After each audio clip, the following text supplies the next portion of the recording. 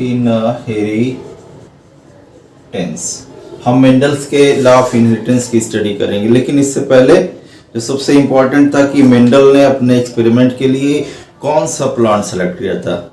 Name the plant which selected bye Mendel for their experiment. तो आप जानते हैं ये आपका गॉर्डन पी हो जाएगा, या अगर उसका हम बॉटनिकल नाम लिखना चाहें तो लिख सकते हैं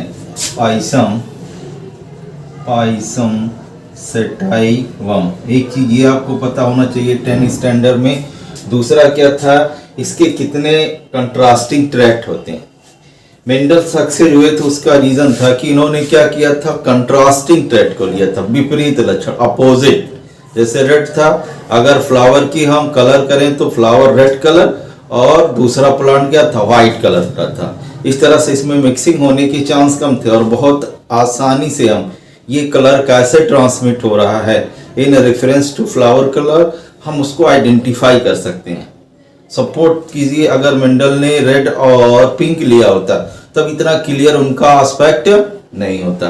तो उन्होंने पाइसम सेटाइवम को लिया था। इसमें 7 ट्रैक्ट होते हैं। एक चीज ये हो गया।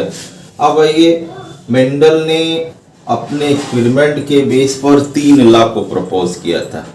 मेंडल ने 2 तरह का एक्सपेरिमेंट किया था। पहला जो एक्सपेरिमेंट था वो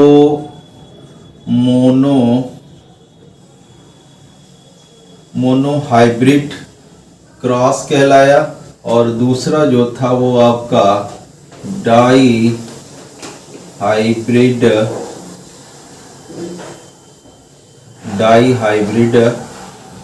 क्रॉस कहलाया।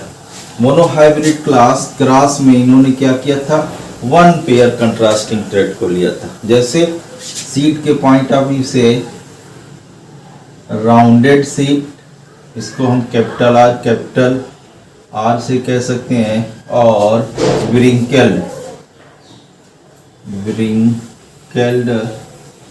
सीड, इसको हम कह सकते हैं, ये कैसा हो जाएगा, स्मॉल आर और स्मॉल आर।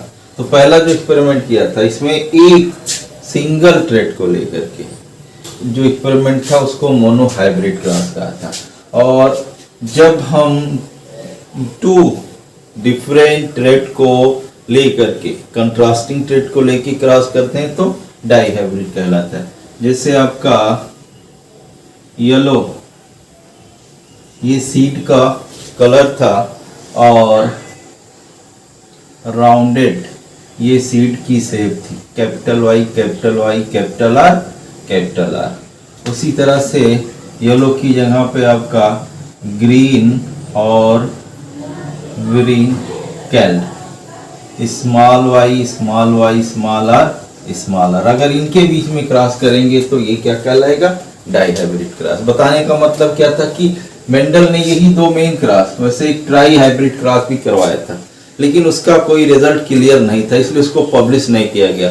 तो ये जो 2 मोनोहाइब्रिड और डाई हाइब्रिड क्रॉस थे, इनके बेस पर मेंडल ने 3 लॉ को प्रपोज किया था, और वही 3 लॉ को पढ़ना है। सबसे पहला जो लॉ था वो था लॉ ऑफ डोमिनेंस। दूसरा जो आपका था that was law of segregation, या इसी को कहते हैं law of purity of gametes. और तीसरा जो लॉ था that was law of independent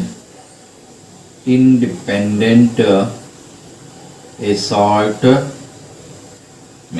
यानी 2 क्रॉस के बेस पर 3 लॉ, पहला, ये दूसरा हो गया और ये तीसरा हो गया, 3 लॉ को प्रपोज किया था। बस इतना ही आपके 10th स्टैंडर्ड की सिलेबस में